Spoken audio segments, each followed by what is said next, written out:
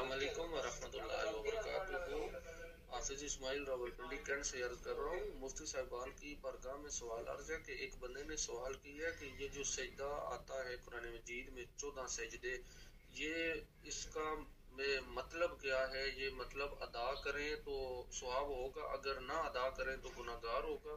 تو اس کی تشریح کر دیں کہ یہ کیوں جو ہے نا سجدہ صاف آیا ہے، رہنمائی فرما دیں مہربانی۔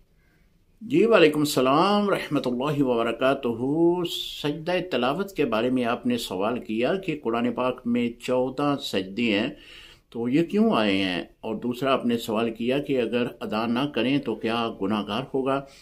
جی قرآن پاک میں جب قرآن پاک کی آیت کریمہ وہ جس میں سجدہ کرنے کا حکم ہے، اگر آپ وہاں پہ سجدہ نہ کریں گے تو گناہ گار ہوں گے۔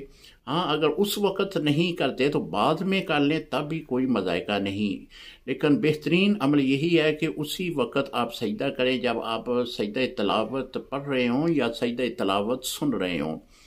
آپ اس کا ترجمہ پڑھیں گے تو آپ کو بخوبی اس کا علم ہو جائے گا کہ یہاں پہ سجدہ کرنے کا کیوں حکم ہے۔ مسلم شریف کی ایک حدیث ہے، روایت کی ہے سیدنا ابو ہریرہ رضی اللہ تعالیٰ عنہ نے، انہوں نے کہا کہ نبی علیہ الصلوۃ والسلام نے فرمایا کہ جب آدمی آیت سجدہ پڑھ رہا ہوتا ہے تو پھر وہ سجدے کی حالت میں چلے جاتا ہے تو شیطان یہ اس کے پاس یہ الفاظ بولتا ہے کہ میرے لیے بربادی ہو گئی، میرے لیے ہلاکت ہو گئی، تم لوگ تو قرآن پڑھ کر اللہ کی بارگاہ میں سجدہ کر رہے ہو لیکن میں نے اسی سجدے کا انکار کر دیا اور اللہ نے مجھے دوزخ میں بھیج دیا، تم جنت میں جاؤ گے۔ یہ حدیث کا مفہوم ہے۔